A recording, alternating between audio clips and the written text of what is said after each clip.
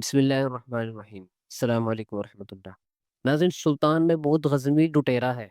ये बात अगर इंडिया वाले करें, बीजेपी करें, ये बात आरएसएस के गुंडे करें या नरेंद्र मोदी करें फिर तो समझ में आती है। क्योंकि उनके नज़दीक तो ज़ाहिर है लुटेरा ही होगा, उनको आके सबक सिखाता रहा। लेकिन अफ़सोस इस बात का है कि ये बात की है हमारे एक वज़ीर ने, जो हमारे इस वक़्त जो मौजूदा गवर्नमेंट है उसके वज़ीर हैं, जो कि वज़ीर दिफ़ा भी रह चुके हैं। पता नहीं अब हैं कि नहीं है, मुझे नहीं पता। उन्होंने ये बात की है कि सुल्तान महमूद गज़नवी जो है वो लुटेरा है। और एक बात तो उन्होंने ये कर दी, उसके बाद जब इस पे रिएक्शन आया, इनको कहा गया कि नहीं ऐसा नहीं है, आप गलत कह रहे हैं, तो लगा था कि शायद कह दें कि चलो ठीक है, मेरे से ये कुछ गलती हो गई है लफ्ज़ों में। लेकिन नहीं, वो इस बात पर डटे हुए हैं कि सुल्तान महमूद गज़नवी लुटेरा ही था।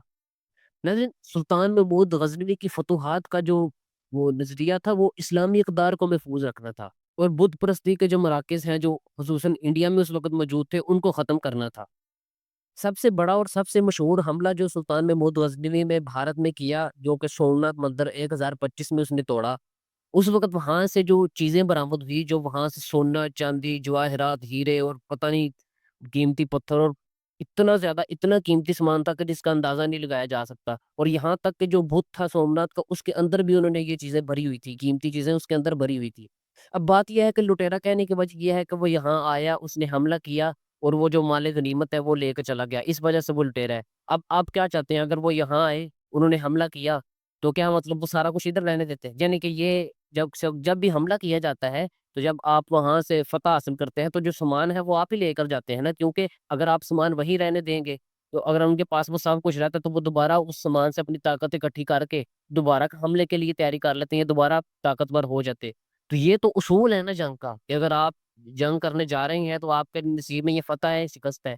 तो जब आपको फ़तह होगी, तो फिर आपने फ़तह पूरी लेनी है ना। ये तो नहीं हो सकता कि आप उन पे रहम खा कर आप उनको सब कुछ दे के आ दें, लो दोबारा तैयारी करो, तो हम फिर आएँगे लड़ने के लिए। ऐसे तो नहीं होता। और जब आपका मकसद ही बुत परस्ती को ख़त्म करना है, या आपका मकसद जो है वो इस्लामी इक़दार को महफ़ूज़ रखना है, या इस्लामी फ़ुतूहात का सिलसिला जारी रखना है, तो फिर आपको ये चीज़ें तो नॉर्मल है, हर कोई करता है और करनी भी चाहिए ये। और जो माल-ए-गनीमत उधर से मिलता है, इंसान जो है उससे फिर वो जो सल्तनत जो फ़तह हासिल करती है, वो खुद को मज़बूत करती है ना उससे। खुद भी तो मज़बूत ज़्यादा होना होता है ना, ताकि अगले किसी मुकाम पर, किसी अगले मोर्चे पर जाकर हमला किया जाए।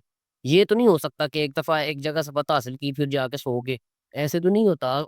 जिनको शिकस्त मिली है, उनको पता है ना, उनके नज़दीक तो चलो वो गुंडा था, वो लुटेरा था, जो भी था चलो समझ में आता है। लेकिन पाकिस्तानी वज़ीर की तरफ से इस तरह का, एक मुसलमान वज़ीर की तरफ से इस तरह का बयान आना, फिर उस पर डट जाना, ये बिल्कुल गलत और गैर मुनासिब बात है उन वज़ीर की। उनको अभी भी चाहिए कि इस बात से रुजू करें और कहें कि मेरे से गलती हुई है। पाकिस्तान ने तो कमाल तो ये है ना कि पाकिस्तान ने जो अपने मिसाइल है, उनके नाम भी इनके नामों पे रखे हैं। गज़नवी मिसाइल है, गौरी मिसाइल है, ये कौन थे सारे?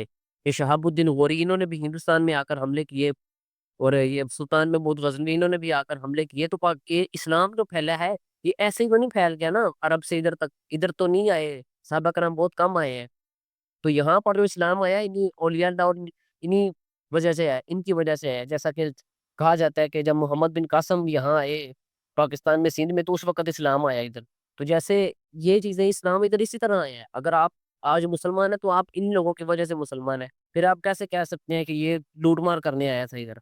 ये बिल्कुल आप और मैं आपको मज़े की बात बताऊँ कि सुल्तान महमूद गज़नवी के दरबार में एक वक़्त में अल-बिरूनी और फिरदौसी जैसे अज़ीम इंसान मौजूद थे, एक वक़्त में। यानी इस तरह के इंसान, इतने समझदार, समझ-बूझ रखने वाले इंसान ऐसे शख्स के दरबार में कभी नहीं हो सकते कि जो लूट-मार करने वाला हो। तो इसलिए आपको समझने की ज़रूरत है, आपको ऐसी बात नहीं करनी चाहिए। नाज़रीन, आपका क्या ख़्याल है इस बारे में? अपनी राय कमेंट में ज़रूर दीजिएगा। और अगर आपने हमारा चैनल सब्सक्राइब नहीं किया तो कर लीजिएगा, ताकि आइंदा आने वाली वीडियोज़ आपको मिल सकें। जज़ाकल्लाह।